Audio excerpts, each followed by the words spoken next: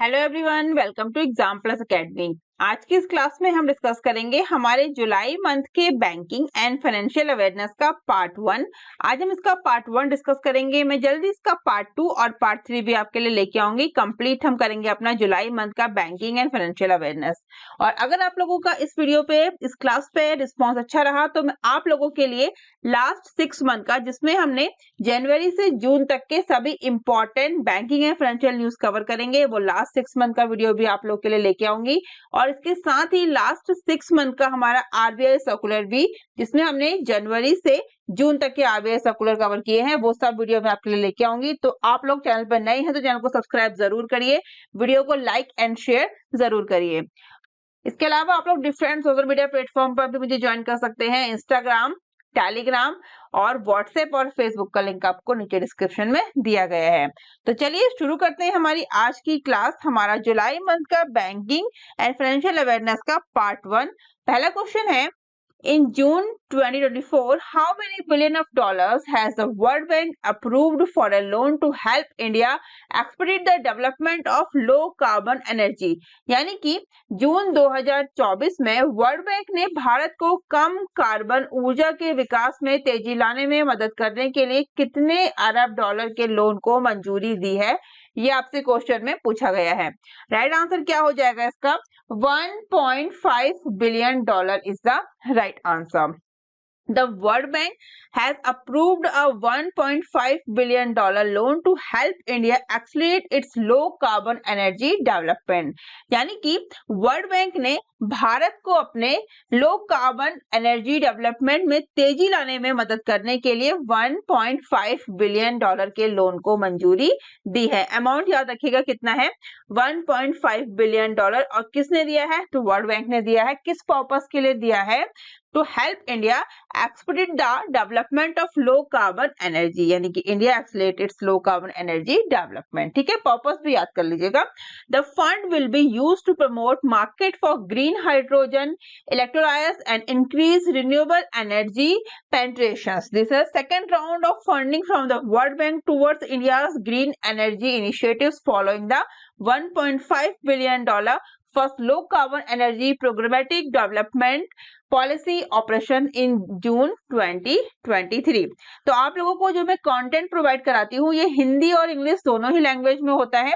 तो जिसको जो लैंग्वेज सुटेबल है वो उस लैंग्वेज में कंटेंट को पढ़ सकता है, और कंटेंट को जरूर पढ़ना है वीडियो को पॉज करके या फिर पीडीएफ डाउनलोड करके, जैसे भी आप लोगों को सुटेबल हो आपने कंटेंट जरूर पढ़ना है। ठीक है, कंटेंट काफी इंपॉर्टेंट है एग्जाम्स के पॉइंट ऑफ व्यू से, क्योंकि क्वेश्चंस काफी डीप में आते हैं और कंटेंट से काफी ज्यादा क्वेश्चन पूछे जाते हैं, पूछे गए हैं प्रीवियस बैंक एग्जाम्स में। चलते हैं हमारे नेक्स्ट क्वेश्चन पे। नेक्स्ट क्वेश्चन क्या है? In June 2024 what was the financial penalty levied by the RBI on the Hong Kong and Shanghai banking corporation limited, यानी कि HSBC, for failing to follow certain RBI directives. यानी कि जून 2024 में आरबीआई ने HSBC पर आरबीआई के कुछ निर्देशों का पालन करने में विफल रहने के लिए कितना वित्तीय जुर्माना लगाया है, अमाउंट आपसे पूछा गया है। राइट आंसर क्या हो जाएगा?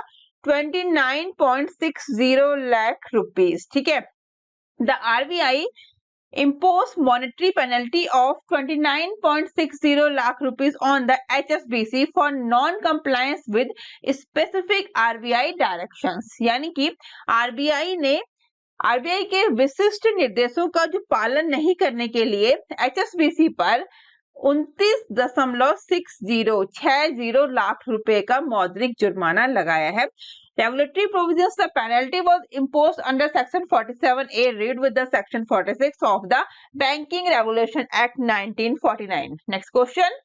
As per the report, at what percentage of the 47,010 crore rupees was enhanced by the RBI to 60,118 crore rupees the WMA limits financial accommodation, WMA यानी कि ways and means advance limits of financial accommodations of state government and union territories. पूछा क्या गया है कि report के अनुसार RBI द्वारा राज्य सरकारों और केंद्र शासित प्रदेश यानी कि यूटीज की WMA सीमा 47,010 करोड़ रुपए कि कितने प्रतिशत को बढ़ाकर 60,118 करोड़ कर दिया गया है, तो 28% बढ़ाकर कर दिया गया है। ठीक है, RBI increased the WMA limit of the state governments and union territories by 28% to 60,118 crore rupees from 47,010 crore rupees fixed in April 2022. ठीक है, the revised WMA limits is effective from July 1st 2024. तो जो संशोधित यानी कि revise WMA limit है वो 1 जुलाई 2024 से प्रभावी है। ओके, कितना कर दिया गया है? 28% कर दिया गया है। अमाउंट याद रखना। ठीक है, नेक्स्ट क्वेश्चन में क्या बोला गया है? Under the new permission of RBI, banks can obtain fresh rating from brickwork rating for bank loan up to, यानी कि RBI की नई अनुमति के तहत बैंक ब्रिकवर्क रेटिंग से निम्नलिखित तक के बैंक लोन के लिए नई रेटिंग प्राप्त कर सकते हैं। कितना? 250 crore rupees is the right answer of this question. क्या हो जाएगा? 250 करोड़ रुपए। RBI has recently lifted restrictions on bank using rating from Brickwork Rating India Private Limited. After 2 years of forbidding fresh rating due to regulatory concerns, banks can now utilize Brickwork Rating assessment for calculating risk weights for capital adequacy purposes. ठीक है, however there are certain conditions attached to the permissions. New rating mandates bank can obtain rating from Brickwork Rating for bank loans not exceeding rupees 250 crore. Existing rating surveillances यानी कि Brickwork Rating may undertake rating surveillance for existing rating regardless of the rated amount for the residual tenure of such loans. Next है larger facilities. For existing rating assigned to working capital facilities exceeding rupees 250 crore, surveillance will be conducted only until the next renewal for such facility by banks. चलिए next question पे। Next question में क्या बोला गया है? To enhance and fortify India's health system, readiness and ability to respond to pandemics in the future, the Government of India and the ADB यानी कि Asian Development Bank have inked a policy-based loan for how many million of dollars? Right answer क्या हो जाएगा इसका? पूछा क्या गया है क्वेश्चन में? पूछा गया है कि भविष्य में महामारियों से निपटने के लिए भारत की स्वास्थ्य प्रणाली की तत्परता और क्षमता को बढ़ाने और मजबूत करने के लिए भारत सरकार यानी कि गवर्नमेंट ऑफ इंडिया और एशियन डेवलपमेंट बैंक ने कितने मिलियन डॉलर के नीति आधारित ऋण पर हस्ताक्षर किए हैं? ये क्वेश्चन में पूछा गया है। राइट आंसर कितना हो जाएगा? 170 मिलियन डॉलर, 170 मिलियन डॉलर हो जाएगा। ठीक है, The Government of India and the ADB have signed a $170 million policy-based loan to consolidate and strengthen India's health system preparedness and response capacity to future pandemics. ठीक है, this loan is a part of a strengthen and measurable action for resilient and transformative health system program. सब programme 1। तो भारत सरकार और ADB ने भारत की स्वास्थ्य प्रणाली की तैयारियों और भविष्य की महामारियों के प्रति प्रतिक्रिया क्षमता को मजबूत करने के लिए कितने मिलियन डॉलर? तो 170 मिलियन डॉलर के नीति आधारित ऋण पर हस्ताक्षर किए हैं। ये ऋण लचीले फ्लेक्सिबिलिटी और परिवर्तन जो स्वास्थ्य प्रणालियों के लिए मजबूत और एक सब प्रोग्राम 1 का एक हिस्सा है। ठीक है, अमाउंट कितना है? 170 million dollar. Enhance and fortify India's health system, readiness and ability to respond to the pandemic in the future. किसके बीच में? Government of India and the Asian development bank have inked a policy based loan for 170 million dollar. Purpose भी याद रखना है, purpose भी important होता है। What was the theme of the RBI conference for statutory auditors and CFOs? तो सांविधिक लेखा परीक्षकों और CFO के लिए RBI सम्मेलन का जो थीम है वो क्या था? ये क्वेश्चन में पूछा गया है। तो थीम क्या था?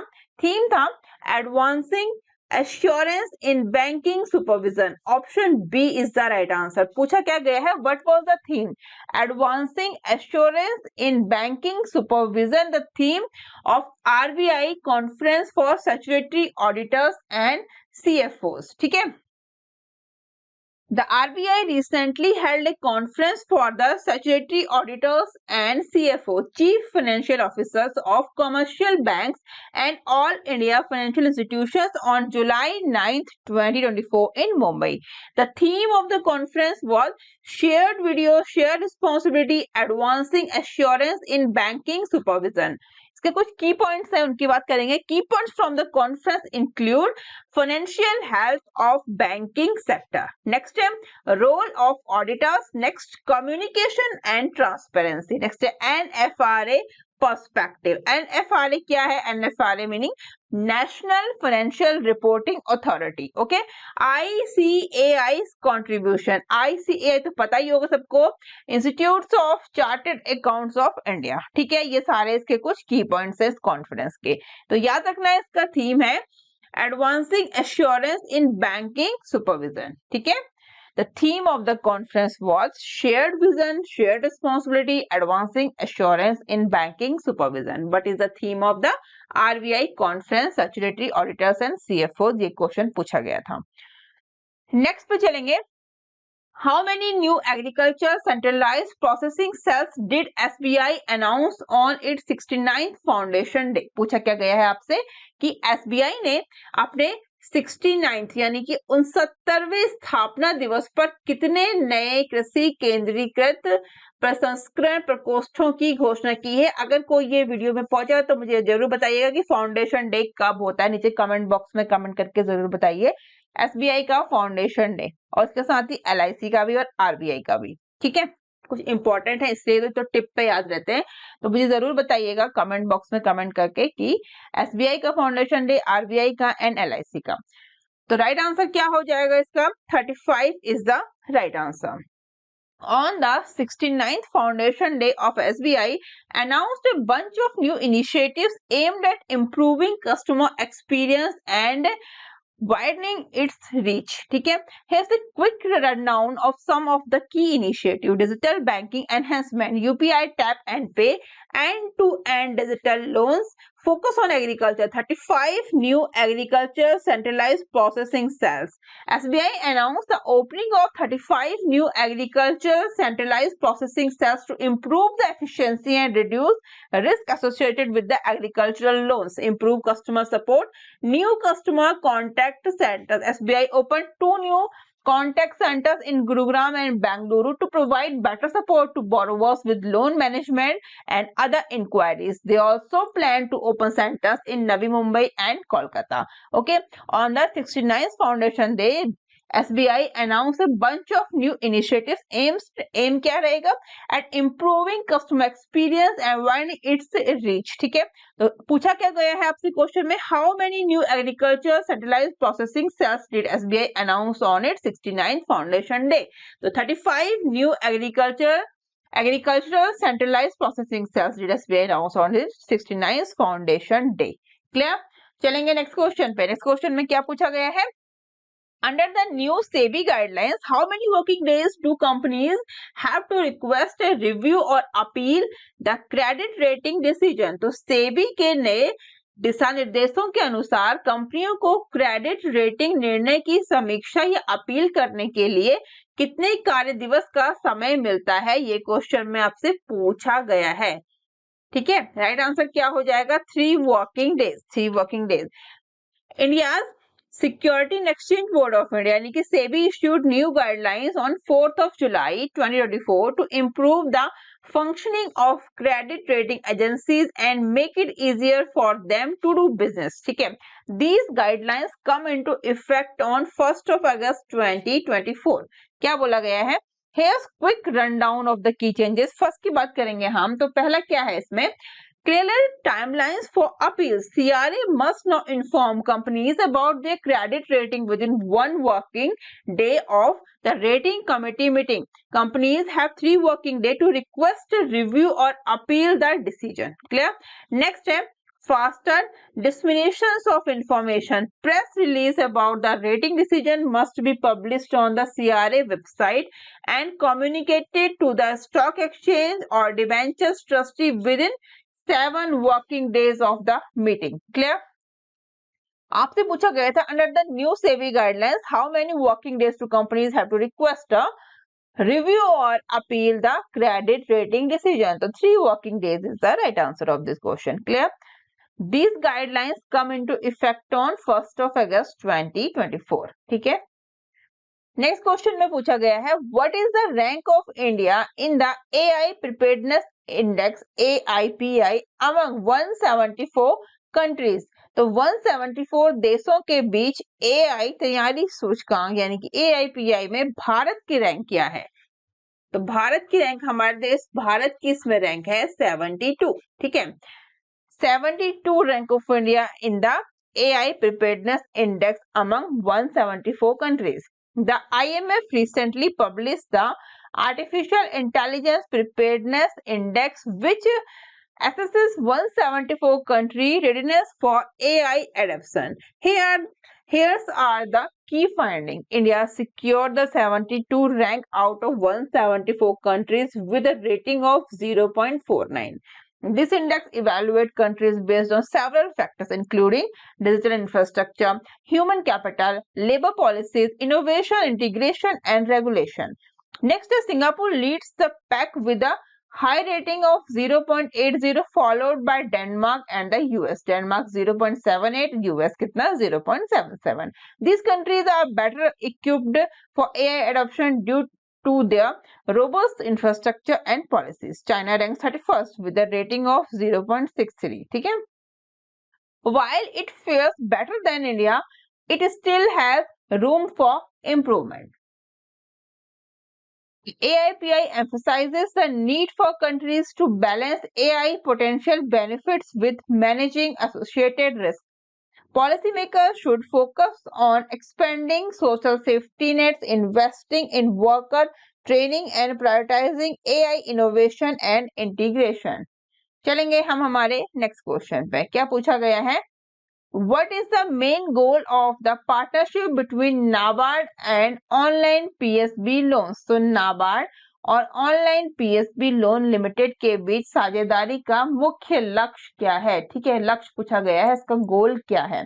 तो इसका मेन जो लक्ष्य है वो है टू डिजिटाइज जन सुरक्षा schemes for RRBs, regional rural banks. ठीक है, टू डिजिटाइज जन सुरक्षा scheme for regional rural banks.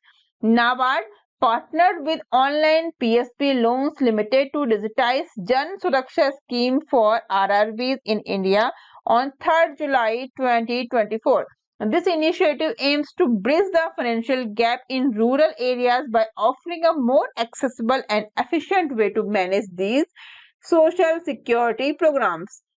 Some key points are goals: simplify enrollment, claim settlement, and overall transparency for Jan Suraksha scheme government social security plan for beneficiaries served by RRBs. Next step platform. Jan Suraksha portal will be used to onboard all 43 RRBs. Next, benefits. Easier process for applying and receiving benefits. Faster claim disbursal. Increased financial inclusion for rural communities.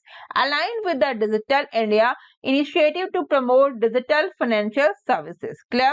चलेंगे next question पे. What type of business is MSME सहज design for? तो MSME सहज किस प्रकार के व्यवसाय के लिए डिजाइन किया गया है? इसका नाम क्या है, याद रखना, MSME सहज. क्वेश्चन डिफरेंट तरीके से भी पूछा जा सकता है कि MSME सहज जो है वो किसके लिए डिजाइन किया गया है, या जो MSME सहज डिजाइन किया गया है, जो MSME डिजाइन किया है उसका क्या नाम है. ठीक है, दोनों तरीके से क्वेश्चन आएगा. राइट आंसर क्या होगा? MSME. जब नाम ही MSME है तो राइट आंसर भी MSME है. Micro, small and medium enterprises. SBI has introduced MSME सहज. तो किसने इंट्रोड्यूस किया है, ये भी क्वेश्चन इंपॉर्टेंट है. किसने किया है? स्टेट बैंक ऑफ इंडिया ने किया है. ठीक है, SBI ने इंट्रोड्यूस किया है MSME सहज, a web-based digital business loan solution specifically designed for MSMEs.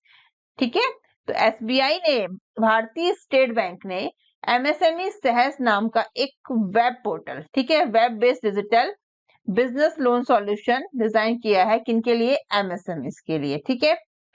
Here are the key features. First कौन सा है? Invoice financing. MSME says allows SBI customers to avail finance against their GST registered sales invoices. Next है quick process. The entire loan process from application to documentation and disbursements take less than 15 minutes. Next है automated closures. The system automatically handles the closure of the loan on the due date. Next है data driven assessment. MSME says uses a machine learning model and authentic data from GST identification numbers, customer bank statements and credit information companies. Next है unlocking cash flow. Same content आपको यहाँ पे हिंदी में मिल जाएगा, आप देख सकते हैं वीडियो को पॉज करके या फिर पीडीएफ डाउनलोड करके, ठीक है। चलेंगे हम हमारे नेक्स्ट क्वेश्चन पे. Which award did the Bank of India win for the financial year 23-24?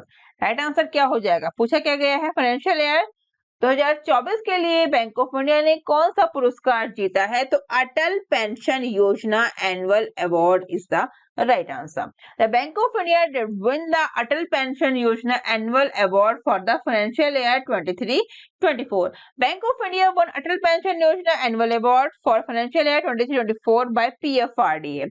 This award was presented by the Pension Fund Regulatory and Development Authority, यानी कि PFRDA. This is the second year in a row that Bank of India has received this recognition for their performance in APY enrolments, ठीक है। बोला क्या गया है इसमें कि ये लगातार दूसरा बार था जब बैंक ऑफ इंडिया एपीवाई नामांकन में उनका प्रदर्शन के लिए ये मान्यता मिली है। Here are some additional details about the award. ये आप देख सकते हैं और सेम कंटेंट आपको यहाँ पे मिल जाएगा हिंदी में। इसको आप वीडियो को पॉज करके या फिर पीडीएफ डाउनलोड करके देख सकते हैं। हम चलेंगे हमारे नेक्स्ट क्वेश्चन पे। क्या बोला गया है? What is the new limit set by SEBI for basic service demat accounts effective from September 1st, 2024? 1 सितंबर 2024 से बेसिक सर्विस डीमेट अकाउंट के लिए सेबी द्वारा निर्धारित नई सीमा जो है वो क्या है? तो वो है नई सीमा 10 लाख की, ठीक है। The SEBI increase the limit for basic service demat account to ₹10 lakh from ₹2 lakh to encourage more retail investor to participate in the stock market. This change will be effective from 1st September 2024. Here's the detail of the new BSDA limits. BSDA limits, ठीक है। BSDA क्या है? Basic service demat account, increase threshold, lower charges और automatic conversion. This move by SEBI aims to make the stock market more accessible to small investor by reducing cost and simplifying the process. Next question पे चलेंगे. What is the primary purpose of AIF Interest Subvention Portal? तो AIF ब्याज अनुदान portal का प्राथमिक उद्देश्य क्या है? To automate and expedite the settlement of interest subvention claims under the Agriculture Infrastructure Fund AIF. Clear? Union Minister of Agriculture and Farmers Welfare Shri Shivraj Singh Chauhan recently launched the AIF Interest Subvention Portal on 1st July 2024. Developed jointly by the Department of Agriculture and Farmers Welfare and NABARD. Clear? This web portal automates and expedites the settlement of interest subvention claims under the Agriculture Infrastructure Fund. The portal ensures faster claim settlement, transparency, and accurate calculation benefiting farmers and enhancing collaborations. As how 72,000 crore has been mobilized with the ₹43,000 crore sanction for 67,871 projects under the AIF. Clear? Next question. Which company retained its position as India's most valuable brand in 2024? तो किस company ने 2024 में भारत के सबसे मूल्यवान brand के रूप में अपना स्थान बरकरार रखा है? वो रखा है टाटा ग्रुप ने. क्लियर?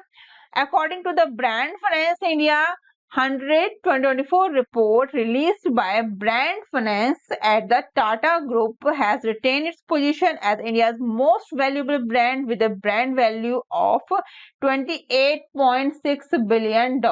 ठीक है, the reflects at 9% increase from the previous year. Following Tata, Infosys hold the second position, while HDFC Group has made significant leap the third place in the ranking. Additionally, the group Taj Hotel brand has been ranked as the strongest Indian brand.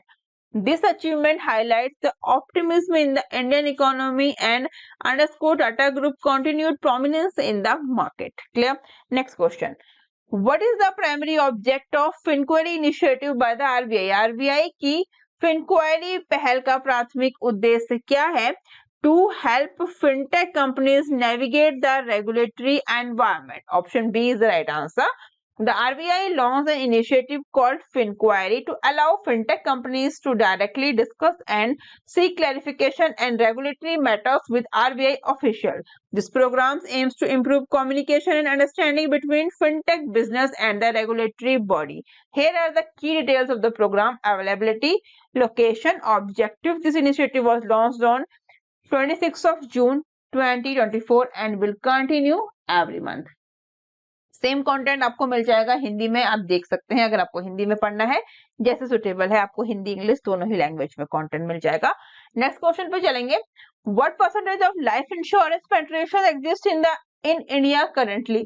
तो वर्तमान में भारत में जीवन बीमा की पहुंच कितने प्रतिशत है? 3.2% is the right answer.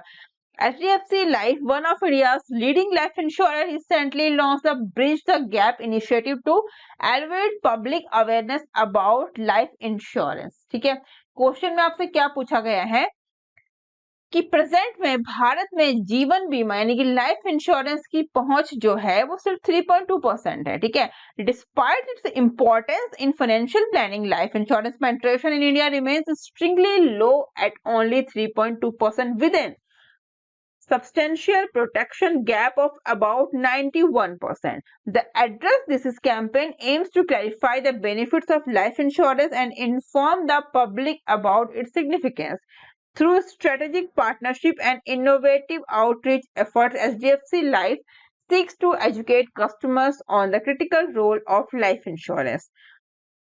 This initiative includes a combination of on-ground activities and digital initiative, including informative chat shows in the collaboration with ED Now. These shows cover various aspects of financial planning with life insurance such as protection, child plans and retirement option. बोला क्या गया है कि भारत में जीवन बीमा कंपनियों में से एक HDFC लाइफ ने हाल ही में जीवन बीमा के बारे में लोगों में अवेयरनेस बढ़ाने के लिए ब्रिज द गैप नाम की एक पहल शुरू की है। क्या नाम है इस पहल का? इस पहल का नाम है ब्रिज द गैप। पूछा जाएगा किसने शुरू किया है ब्रिज द गैप, तो याद रखना है HDFC लाइफ ने। ठीक है, और इसके अलावा ये बोला गया है importance of the financial planning. Bharat में जीवन बीमा की पहुंच जो है वो रीच कितनी है? 3.2% के साथ आश्चर्यजनक रूप से कम है, और जिसमें लगभग 91% के पास पर्याप्त सुरक्षा का एक अंतर भी है। सेम कंटेंट आपको यहाँ पर मिल जाएगा हिंदी में, आप देख सकते हैं। नेक्स्ट पे चलेंगे हम। नेक्स्ट क्वेश्चन क्या है हमारा? What is the name of the collaborative initiative between the RBI and ASEAN countries for cross-border retail payments? तो सीमा पार खुदरा भुगतान के लिए RBI ने आसियान देशों के बीच सहयोगात्मक पहल जो करी है उसका नाम क्या है? Project nexus. ठीक है, The RBI has joined forces with ASEAN countries to create a platform for instantaneous cross-border retail payment. This collaborative initiative known as Project Nexus aims to interlink the fast payment systems of India and 4 ASEAN nations: Malaysia, the Philippines, Singapore and Thailand. By doing so, it will revolutionize cross-border transactions, making them more efficient, faster and cost-effective. The platform is expected to go live by 2026 and once functional, it will play a crucial role in enhancing retail cross-border payments. ठीक है, क्या बोला गया है? RBI ने ASEAN देशों के साथ मिलकर सीमा पार खुदरा भुगतान के लिए एक मंच तैयार किया है। प्रोजेक्ट नेक्सस के नाम से जानी जाने वाली इस सहयोगात्मक पहल का उद्देश्य भारत और 4 आसियान देशों मलेशिया, फिलीपींस, सिंगापुर और थाईलैंड के फास्ट पेमेंट सिस्टम को आपस में जोड़ना है। ऐसा करके ये सीमा पार लेन देन में क्रांतिकारी बदलाव लाएगा, जिससे ये अधिक कुशल, तेज और लागत प्रभावी भी बनेंगे। Next question, which company has recently launched health साथी प्लान? तो हाल ही में किस कंपनी ने हेल्थ साथी जो प्लान है, योजना है, ये शुरू की है? तो ये की है पेटीएम ने। Clear? Paytm launch Paytm health Saathi an affordable health care and income protection plan for its merchant partners.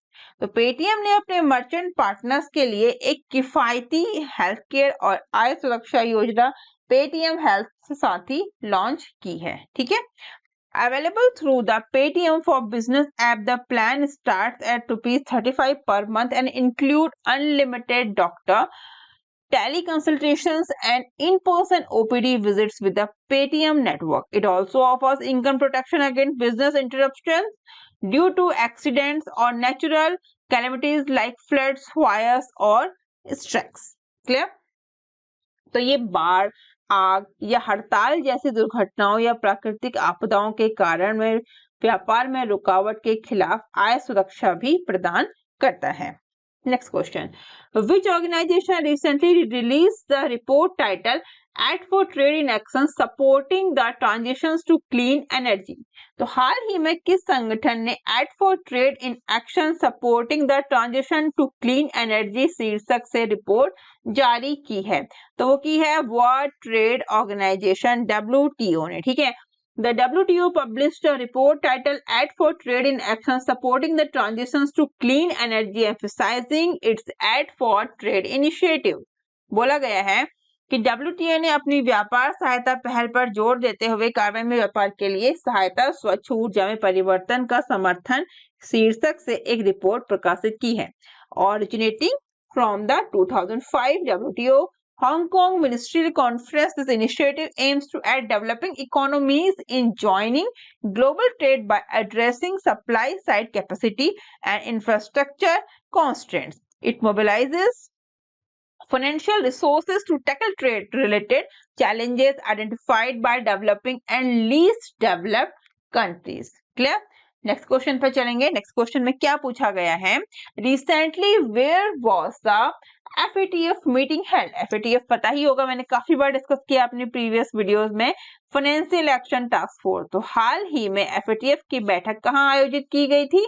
Singapore में आयोजित की गई थी। ठीक है, India has been placed in the regular follow-up category by the FATF after its plenary meeting in Singapore from June 26, 28, 2024. तो 26 से 28 जून। ठीक है, The meeting evaluated 17 countries on anti-money laundering, anti-terrorism financing and anti-proliferation compliance. India, Russia, France, Italy, and the UK were kept in the regular follow-up while one country was grey-listed. The FATF commended India's efforts but urged quicker prosecutions in such cases.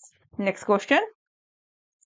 According to the RBI, how many NBFCs have surrendered their certificates of registrations? तो RBI के अनुसार कितने NBFCs ने अपने पंजीकरण प्रमाण पत्र वापस कर दिए हैं? तो राइट आंसर क्या हो जाएगा? 9 is the right answer. RBI announced that 9 NBFCs, including Ujjivan Financial Services, have surrendered their certificates of registration. Exit from business. 5 of these NBFCs exited the NBFCs, leading the surrender of their COR. These companies are Wickfield Holding, Strip Commodore, Aluminium Finance and Atonite Finvest Fino Finance. ठीक है, unregistered CIC criteria क्या रहेगा? 3 NBFC surrender their COR meeting the criteria for unregistered core investment companies that do not require registration. ठीक है, these companies are Allegro Holding, Temple Trees, Impex and Investment, Haim Financial Services.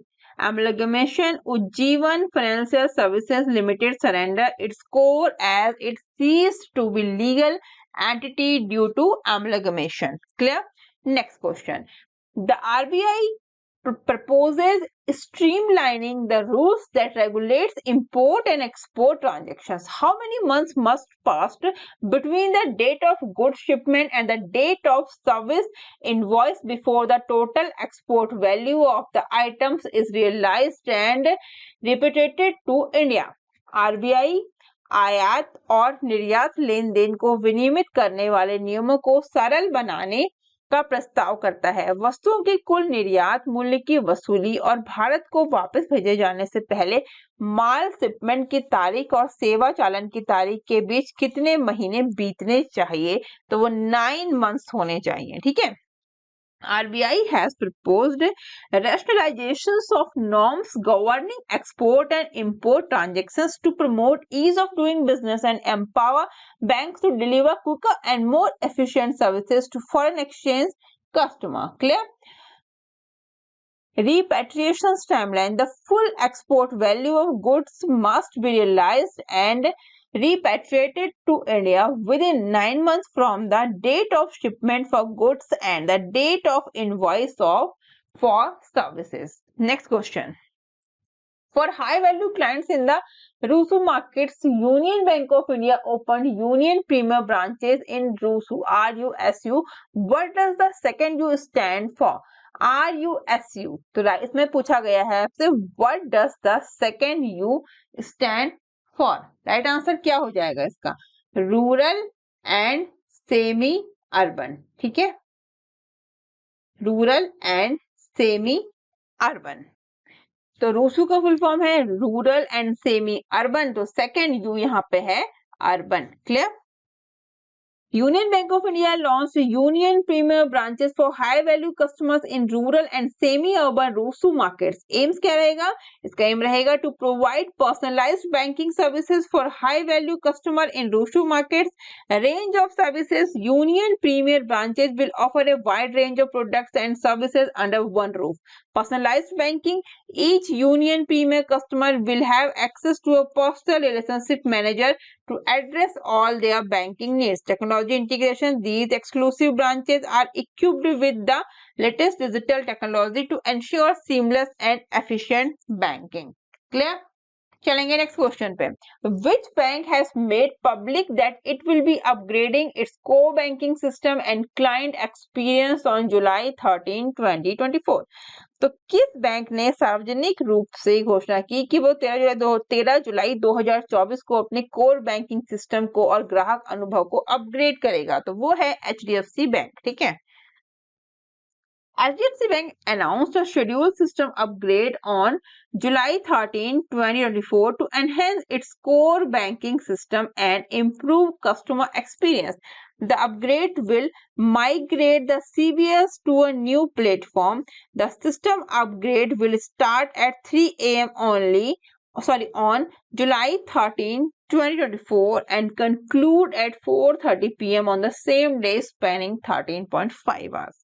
ठीक है, तो जो upgrade CBS को एक नए platform पर माइग्रेट करेगा। सिस्टम अपग्रेड 13 जुलाई 2024 को सुबह 3 बजे से शुरू हुआ है और उसी दिन शाम को 4:30 बजे समाप्त हुआ है। ठीक है, next question. As per the July 2024, how many ASEAN nation central banks have partnered with the RBI and the bank for international settlement यानी कि BIS to work on project Nexus, a multilateral international project to facilitate retail cross border payments? पूछा गया है कि जुलाई 2024 तक कितने ASEAN देशों के सेंट्रल बैंक्स ने खुदरा सीमा पर भुगतान की सुविधा के लिए बहुपक्षीय अंतर्राष्ट्रीय परियोजना प्रोजेक्ट नेक्सस पर काम करने के लिए आरबीआई और बैंक फॉर इंटरनेशनल सेटलमेंट्स के साथ साझेदारी की है? राइट आंसर क्या हो जाएगा? 4 is the right answer. RBI has joined hands with the Bank for International Settlements and Central Bank of 4 ASEAN यानी कि Association of Southeast Asian Nations countries to collaborate on Project Nexus, multilateral international initiative to enable retail cross-border payments. The platform, which is expected to go live by 2026, will interlink domestic fast payment system of countries namely Malaysia, Philippines, Singapore, Thailand and India. ठीक है, next question. To reduce the burden of compliance for insolvency practitioners and improve the efficiency of the liquidations process, the Insolvency and Bankruptcy Board of India (IBBI) has introduced a series for electronic forms under the Insolvency and Bankruptcy Code. When was the deadline for insolvency professionals managing active case to submit these forms? तो बोला गया है कि दिवालियापन व्यवसायों के लिए अनुपालन की बोझ को कम करने और परिसमापन प्रक्रिया की दक्षता में सुधार करने के लिए आईबीबीआई ने दिवालियापन और दिवालियापन संहिता आईबीसी के तहत इलेक्ट्रॉनिक फॉर्म की एक श्रृंखला शुरू की। सक्रिय मामलों का प्रबंधन करने वाले दिवालियापन पेशेवरों के लिए इन फॉर्म को जमा करने की समय सीमा कब थी? तो वो थी 13 सितंबर 30 सितंबर 2024। The IBBI has launched a set of electronic form under the Insolvency and Bankruptcy Code यानी कि IBC to ease the compliance burden for insolvency professional and enhance the effectiveness of the liquidations process. Next question. Which company plans to set up an AI cluster in Gujarat GIFT City for banking, financial services and insurance units? Right answer क्या हो जाएगा? IBM। पूछा गया है कि कौन सी company banking, वित्तीय सेवाओं और बीमा यानी कि BFSI इकाइयों के लिए गुजरात के गिफ्ट सिटी में एक कृत्रिम बुद्धिमत्ता यानी कि AI क्लस्टर स्थापित करने की योजना बना रहा है, तो वो है IBM। ठीक है, IBM is set to establish an AI cluster for banking, financial services and insurance units in GIFT City, Gujarat. This initiative aims to enable BFSI units to experiment with and scale AI capabilities. Next question. As of June 28, 2024, Indian government bonds was included in JP Morgan Chase and Emerging Market Bonds Index, marking a significant development for domestic fixed income markets. Since its inception in June 2005, India has been the dash market to be included in the index. Right answer क्या हो जाएगा? 25। ठीक है, 28 जून 2024 तक भारतीय सरकारी bond को JP Morgan chase and company के उभरते बाजारों के बॉन्ड इंडेक्स में शामिल किया गया है, जो घरेलू फिक्स्ड इंडेक्स मार्केट्स के लिए एक महत्वपूर्ण विकास को दर्शाता है। जून 2005 में इसकी स्थापना के बाद से भारत इंडेक्स में शामिल होने वाला 25वां बाजार रहा है। ठीक है, सेम कंटेंट आपको दिया गया है। India has become the 25th market to be included in the index since its launch in June 2005। Clear? तो ये हमने अपना जुलाई मंथ का बैंकिंग एंड फाइनेंशियल अवेयरनेस का पार्ट 1 कवर किया है। मैं इसका पार्ट 2 और पार्ट 3 भी आपके लिए लेके आऊंगी, और वीडियो में अगर आपका रिस्पॉन्स अच्छा रहा तो मैं आप लोगों के लिए लास्ट 6 मंथ का बैंकिंग एंड फाइनेंशियल अवेयरनेस और लास्ट 6 मंथ का हमारा RBI सर्कुलर भी आपके लेके आऊंगी। एग्जाम्स के पॉइंट ऑफ व्यू से काफी इंपॉर्टेंट रहेंगे ये सारे ही क्लासेस। तो वीडियो को ज्यादा ज्यादा शेयर करें, अदर स्टूडेंट्स को भी चैनल का नाम जरूर बताएं, और वीडियो को लाइक करें। चैनल पर नए हैं तो चैनल को सब्सक्राइब जरूर करें। ठीक है, और डिफरेंट सोशल मीडिया प्लेटफॉर्म पर भी आप लोग मुझे ज्वाइन कर सकते हैं। इन सभी के लिंक आपको डिस्क्रिप्शन में दिए गए हैं। अभी के लिए बाय बाय, मिलते हैं जल्दी हमारे नेक्स्ट क्लास में। Take care, thank you, thanks for watching.